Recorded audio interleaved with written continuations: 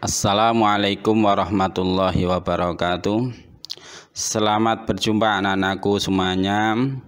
Tak henti-hentinya saya berdoa semoga kita semuanya tetap dalam lindungan Allah Subhanahu wa taala, dijauhkan dari wabah terutama COVID-19, semuanya diberi kesehatan, dan tak lupa Bapak Ibu semua yang berkenan mendampingi putra-putrinya belajar di rumah, saya ucapkan banyak terima kasih.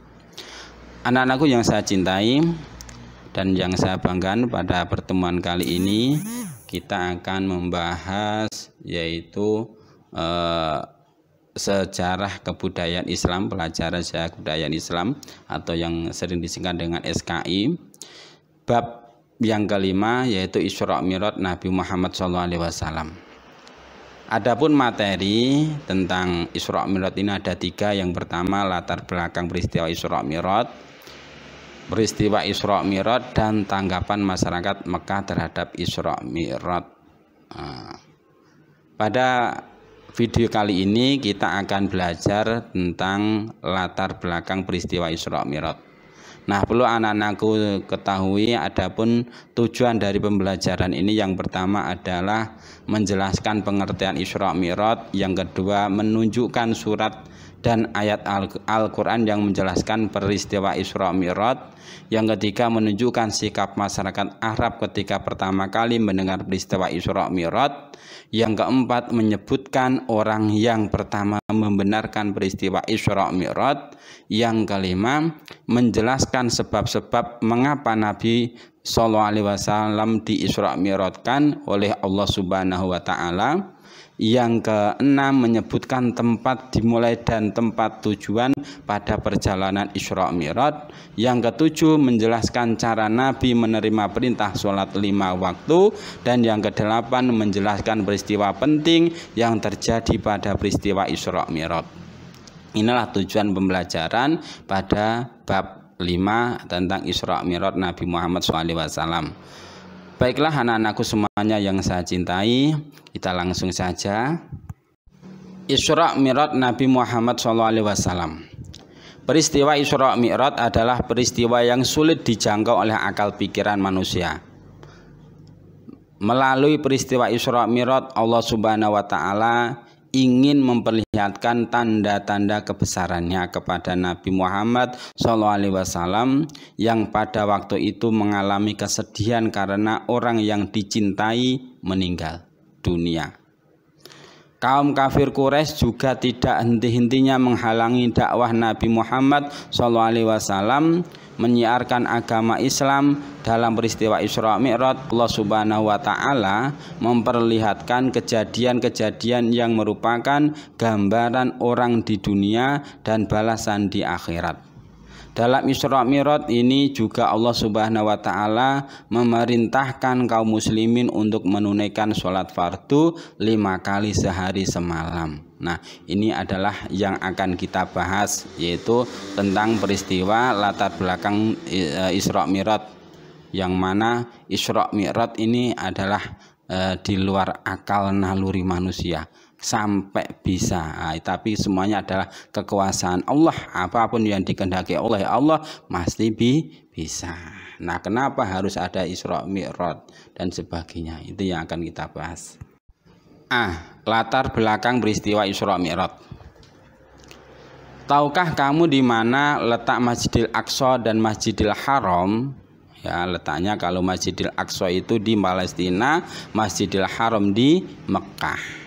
Dua tempat ini sangat berkaitan erat dengan peristiwa Isra Mi'raj Nabi Muhammad SAW. Peristiwa Isra Mi'raj adalah peristiwa luar biasa yang sulit dijangkau oleh akal pikiran manusia. Tetapi sebagai orang yang beriman, kita wajib mempercayainya. Peristiwa Isra Mi'raj dilatar belakangi oleh semakin meningkatnya hambatan dan gangguan yang dialami Nabi Muhammad SAW dalam mendakwahkan agama Islam di kota Mekah. Kaum kafir Quraisy bertambah ancamannya kepada Rasulullah SAW ketika istri dan paman beliau Khadijah dan Abu Thalib meninggal dunia. Kaum kafir Quraisy berpikir bahwa dengan wafatnya dua orang yang dicintai itu, maka tidak ada lagi perlindungan dan pembelaan terhadap Nabi Muhammad SAW dalam menyebarkan agama Islam. Demikian juga ketika Nabi Muhammad SAW menyebarkan dakwah Islam di kota Taif, kaum kafir Quraisy menghasut pemimpin dan masyarakat Taif untuk mengusir beliau dari kota Taif. Perlakuan penduduk Taif terhadap Rasulullah SAW sangatlah kejam. Mereka mengolok-olok dan melempari batu untuk mengusirnya kembali ke Mekah. Ini atas jaminan perlindungan Mu'in bin Adi, akhirnya Nabi Muhammad SAW kembali ke Mekah, meneruskan dakwahnya. Setelah Rasulullah SAW diusir dari Taif, maka semakin meningkat lagi ancaman dan rintangan dari kaum kafir Quraisy di kota Mekah.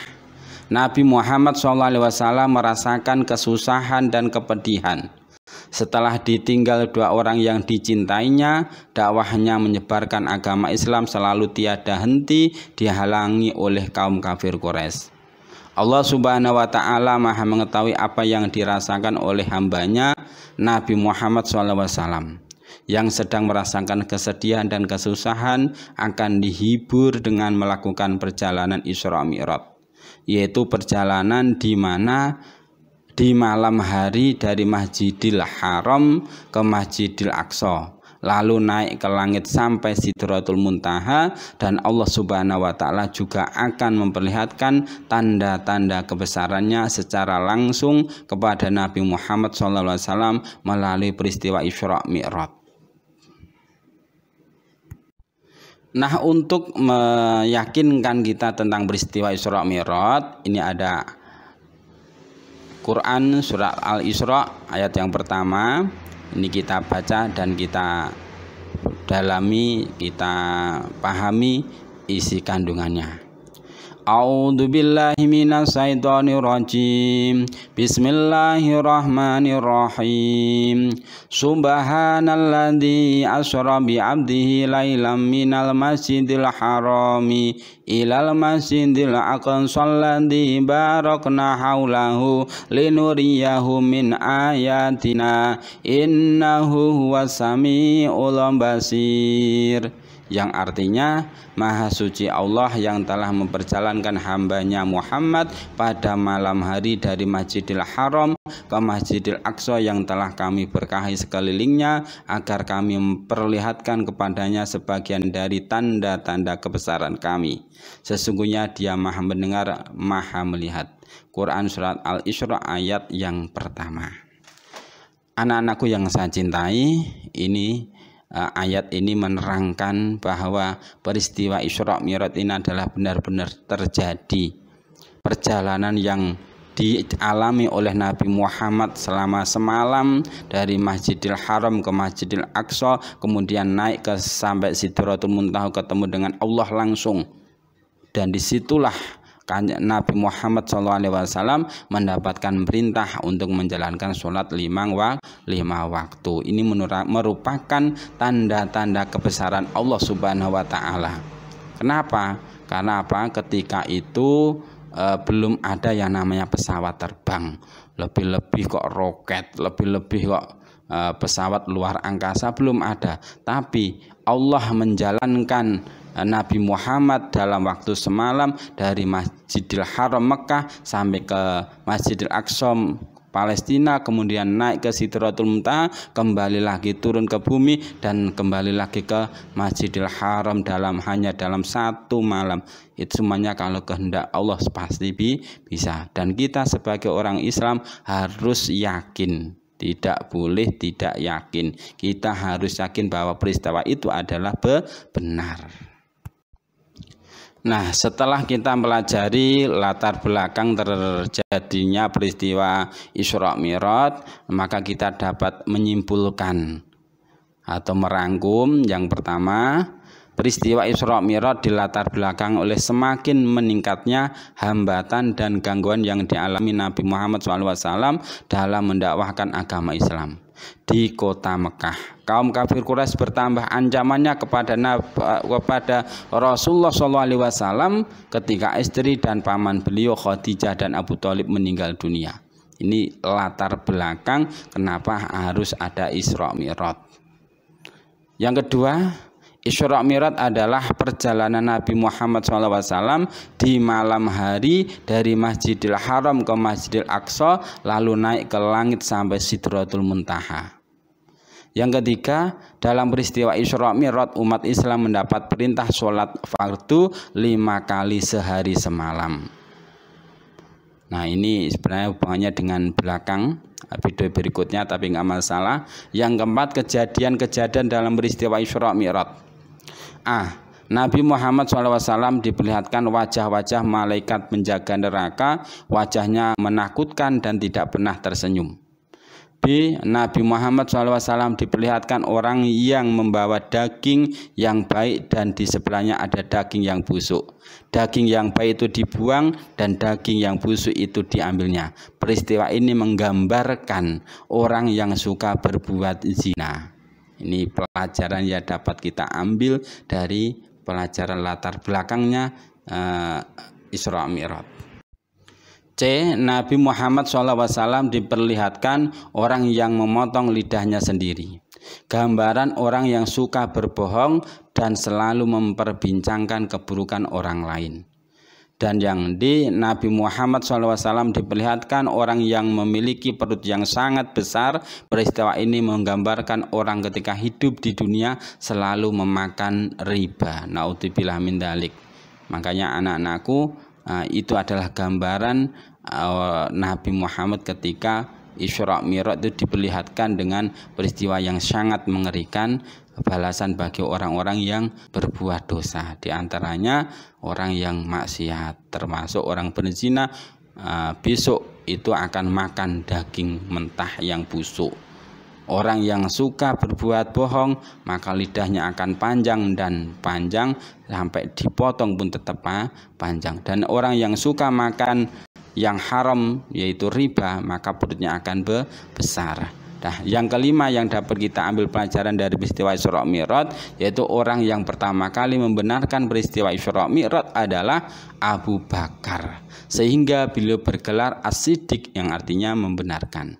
Dan yang keenam, yang pelajaran yang dapat kita ambil dari peristiwa Isra Mi'raj, yaitu kaum kafir Quraisy tidak mempercayai bahwa Nabi Muhammad SAW mengalami peristiwa Isra Mi'raj. Bahkan mereka menuduh Rasulullah SAW menyebarkan berita bohong. Inilah yang namanya orang kalau sudah kafir, maka dikasih kebenaran kayak apapun tidak akan bisa menerima. Tapi kalau orang iman tetap bisa menerima. Nah, setelah kalian pelajari tentang latar belakang yaitu terjadinya Isra Mi'raj, maka anak-anakku coba kalian jawablah pertanyaan berikut ini dengan benar. Yang pertama, apa yang melatar belakangi peristiwa Isra Mi'raj? Yang kedua, apa yang dilakukan penduduk Taif terhadap dakwah Nabi Muhammad SAW? Dan yang ketiga, siapa yang berani menjamin keamanan Nabi Muhammad SAW kembali ke Mekah setelah ditolak dari Taif ya tentunya. Dan yang keempat, apa hubungannya peristiwa Isra Mi'raj dengan kematian Khadijah dan Abu Thalib? Dan yang kelima, peristiwa Isra Mi'raj diabadikan dalam Al-Quran surat apa? Tuliskan. Nah, coba kalian diskusikan sama teman kalian, atau mungkin kalian karena berhubung nggak bisa bertemu dengan teman karena adanya COVID, kalian harus belajar sendiri di rumah bersama orang tua, mungkin kalian bisa minta bantuan orang tua kalian. Demikian anak-anakku, video kali ini semoga bermanfaat dan bisa membantu kalian belajar di rumah sebagai pengganti dari tatap muka. Akhirul kalam, wassalamualaikum warahmatullahi wabarakatuh.